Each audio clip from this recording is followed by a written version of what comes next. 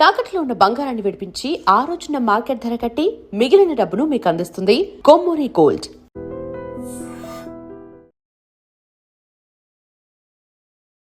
నమస్తే గురుగారు. మహాదేవ శ్రీమాత్రే నమః.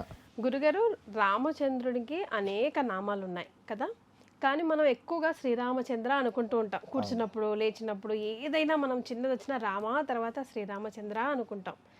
ఆ రాముడు పేరు తర్వాత చంద్ర అంటే ఆ చంద్రుడి పేరు ఎందుకు వచ్చిందా అని, ఎలా వచ్చిందా, దాని వెనకాల గాథ ఏమైనా ఉందా? అమ్మా తప్పకుండా ఎందుకంటే ఇప్పటి వరకు ఇలాంటి క్వశ్చన్ కానీ ఇది ఎవరు ఎక్కడా కూడా అడిగిన దాఖలాలు లేవు అసలు యాక్చువల్లీ.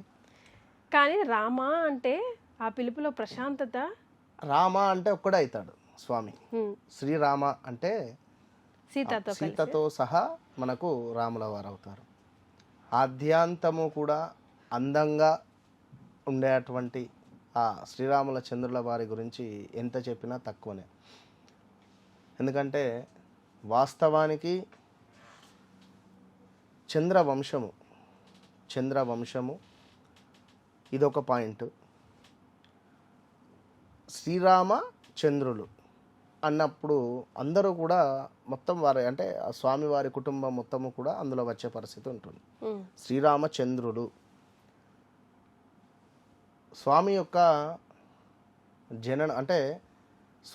జననం కానీ లైక్ తన సుందరమైన రూపాన్ని కానీ అందరూ కూడా ఉదయం చూస్తూ ఉండి మురిసిపోతూ ఉంటారు ఆ రాముల వారిని చూసి. ఆయన పుట్టినప్పుడు తన సుందరమైనటువంటి రూపం కానీ ఆ తేజస్సు కానీ అసలు మామూలుగా తన రూపమే మొన్న వెనుకటి కాలంలో రామచంద్రుల వారు ఈ విధంగా ఉండేదని చెప్పి లాస్ట్ ఇయరో ఏదో ఒక చిత్రం వచ్చిండే, ఐడియా ఉందా మీకు? ఎంతో ఎక్సలెంట్గా ఉన్నారు దాంట్లో. సో వాస్తవానికి ఎంతో అయోధ్య అయినప్పుడు అయోధ్య రాముల వారిని ప్రతిష్ఠించిన రకరకాల చిత్రాలు వచ్చాయి ఆయనకి సంబంధించి. సో ఎంతో అందమైనటువంటి స్వామి. మరి చంద్రుడు బాధపడుతూ ఉంటాడు. ఎందుకు అంటే సూర్యుడు ఉదయాత్పూర్వము, చంద్రుడు ఎప్పుడు వస్తాడు? సాయంకాలం వస్తాడు. అరేరే అందరూ ఆ రాముని చూసి మురిసిపోతూ ఒక్కొక్కరు ఒక్కొక్క రీతిలో. ఇప్పుడు ఉదాహరణకు ఒక అలంకరణ, భగవంతునికి సంబంధించినటువంటి ఒక అలంకరణ మనం చేసామనుకోండి. ఆ అలంకరణ చూసి కొన్ని వేల మంది భక్తులు కానీ కొన్ని వందల మంది భక్తులు కానీ ఎంత బాగున్నాడు, ఎంత బాగుంది వెంకటేశ్వర స్వామి కానీ లేదా ఈశ్వరుడు కానీ వారి అలంకరణకు. మొన్న శివరాత్రి జరిగినటువంటి సందర్భంలో లింగోద్భవ సమయంలో అభిషేకం అంతా అయిపోయిన తర్వాత స్వామికి అద్భుతంగా అలంకరణ చేయడం జరిగింది. అద్భుతం అంటే 2 కాళ్ళు సరిపోదు. సుమారుగా ఒక 1000 మంది ఉన్నారు మా దేవాలయంలో. వారందరూ చూసి ఎప్పుడెప్పుడు చూద్దామా, నేను అడ్డు పెట్టేస్తా.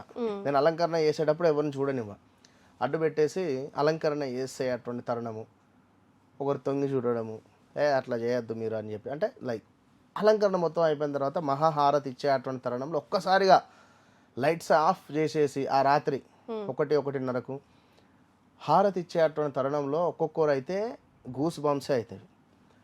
అంటే ఎందుకు? మనము మానవులం. ఈ సాక్షాత్తు భగవంతుడు మానవ జన్మను ఉద్ధరించి అంటే మానవ జన్మగా నడిచినటువంటి వాడు ఒక్కడే శ్రీరామచంద్రుడు. లైక్ భగవంతుడు అయినప్పటికీ కూడా మానవ రూపకంగా కానీ మానవులకు సంబంధించినటువంటి విధంగా ఉన్నటువంటి స్వామి శ్రీరామచంద్రుడు. శ్రీరామచంద్రుడు అంటే గుర్తు వచ్చేది ఒకటే, ధర్మం. సో మనం మానవులమే ఈ విధంగా అలంకరణ, అబ్బా ఏం అలంకరణ చేశారు గురుగారు, బాగుంది, అబ్బా సూపర్గా ఉంది అయ్యగారు, ఇట్లా అనుకుంటాం.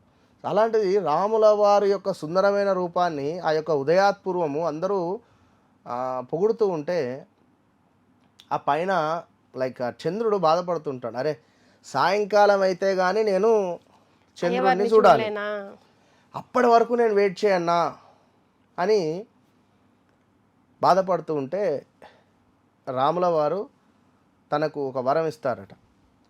నేను శ్రీకృష్ణుని యొక్క అవతారము దాల్చినప్పుడు మొట్టమొదటగా చూసేది నువ్వే చంద్ర, కనుక నువ్వు ఎలాంటి బాధపడకు అనే విధంగా ఆ రాముల వారు చంద్రునికి చెప్పి ఇక మీదట, ఎందుకంటే చంద్రుని యొక్క చల్లని మనస్సు కలిగినటువంటి వ్యక్తి రాముల వారు. సో మరి ఇక నుంచి అందరూ కూడా నీ పేరును, నువ్వు అంతా బాధపడుతున్నటువంటి తరుణంలో నీ పేరును నా పేరు పక్కన చేర్చుకుంటాను అని చెప్పి శ్రీరామచంద్రుడు అనేటువంటి విధంగా దానిని పెట్టుకోవడం జరిగింది. ఇదొకటి అయితే, మరొకటి చంద్రవంశం అని చెప్పాను. రెండవది వచ్చేసి మనకు లైక్ ఆ చంద్రుని లాంటి మంచి మనస్సు ఉండడం ద్వారా శ్రీరామచంద్రుడు అనేటువంటి విధంగా స్వామివారిని పిలవడము. రేపు 27వ తారీఖు అంగరంగ వైభవంగా స్వామివారి యొక్క శ్రీరామనవమి. తప్పకుండా ఈరోజు ఏం చేసినా చేయకున్నా ధర్మంగా ఉండండి, అబద్ధాలు ఆడకండి. ఈరోజు ఉదయాత్పూర్వం స్నానాది కార్యక్రమాలు చేసుకొని చక్కగా ఇంట్లో శ్రీరాముల వారి పటం ఉంటేనేమో దీపారాధన చేసుకోండి, లేదు అనుకుంటే శ్రీరామ రక్షా స్తోత్రాన్ని చదువుకోండి. అదేవిధంగా వడపప్పు పానకము తప్పకుండా నివేదన చేసి నలుగురికి పంచే ప్రయత్నం చేయండి. శ్రీరామనవమి రోజు నాడు ఒక్కొక్క ప్రదేశాలలో 1 వీక్ వరకు కూడా మన పందిరులు ఉంటుంది. ఆంధ్రాలో ఒక 4 రోజుల 3 రోజుల ముందు నుండే, ఇప్పుడు మన ఇంట్లో ఏ విధంగానైతే ఒక పండుగ వాతావరణం ఉంటుందో ఆ విధంగా అరేంజ్ చేసి పెడతారు. ఇక భోజనాలు అయితే ఇక మీ ఇష్టం అన్నట్టుగా ఉంటుంది. కనుక అలాంటి సందర్భాలలో మీకు సేవ ఎక్కడైనా దొరికితే హ్యాపీగా సేవ చేసుకోండి.